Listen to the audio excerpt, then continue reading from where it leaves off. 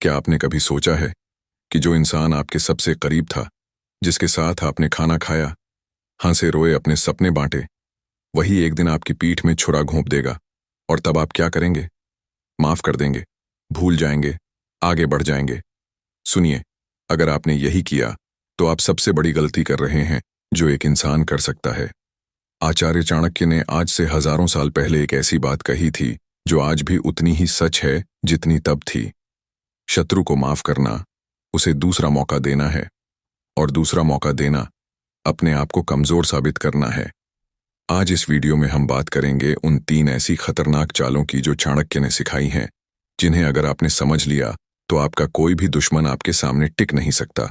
यह वीडियो उनके लिए है जो थक चुके हैं, जो बार बार माफ करते रहे और बार बार धोखा खाते रहे। अगर आप सच में अपनी जिंदगी बदलना चाहते हैं तो इस वीडियो को अभी लाइक करें, चैनल को सब्सक्राइब करें और इसे उन लोगों के साथ जरूर शेयर करें जिन्हें इस सच्चाई की सबसे ज्यादा जरूरत है। और हाँ, कमेंट में बताइए कि आपने भी कभी किसी पर भरोसा किया और धोखा खाया। चलिए शुरू करते हैं। एक बात पहले समझ लीजिए, चाणक्य कोई क्रूर इंसान नहीं थे। वह कोई ऐसे आदमी नहीं थे जो बिना वजह दुश्मनी पालते थे। वह एक ऐसे इंसान थे जिन्होंने जिंदगी की सबसे कठोर सच्चाइयों को बहुत करीब से देखा था। उन्होंने देखा था कि कैसे एक राजा अपने ही दरबारियों की चापलूसी में अंधा हो जाता है। उन्होंने देखा था कि कैसे एक सच्चा और मेहनती इंसान सिर्फ इसलिए बर्बाद हो जाता है क्योंकि उसने अपने दुश्मन को पहचाना नहीं, और उन्होंने खुद भी इस दर्द को झेला था। जब वह तक्षशिला के एक महान आचार्य थे, तब उन्हें मगध के राज दरबार में अपमानित किया गया था। सार्वजनिक रूप से सबके सामने उस दिन चाणक्य ने अपनी शिख खोल दी थी और कसम खाई थी कि जब तक मैं इस अपमान का बदला नहीं ले लेता, तब तक इसे नहीं बांधूंगा। और फिर उन्होंने क्या किया?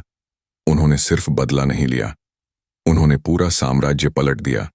एक साधारण से लड़के को, चंद्रगुप्त मौर्य को, उन्होंने इस तरह तराशा कि वह भारत का सबसे महान सम्राट बन गया।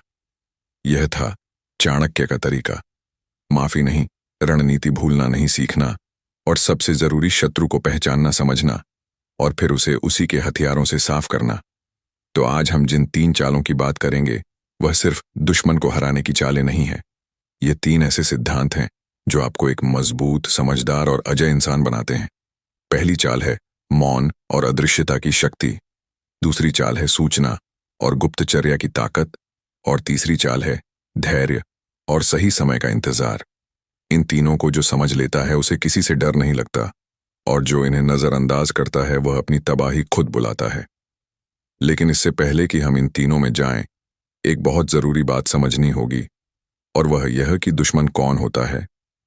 हम अक्सर सोचते हैं कि दुश्मन वह होता है जो हमसे झगड़ा करता है, जो हमारे सामने आकर गाली देता है, जो खुलकर हमारी बुराई करता है।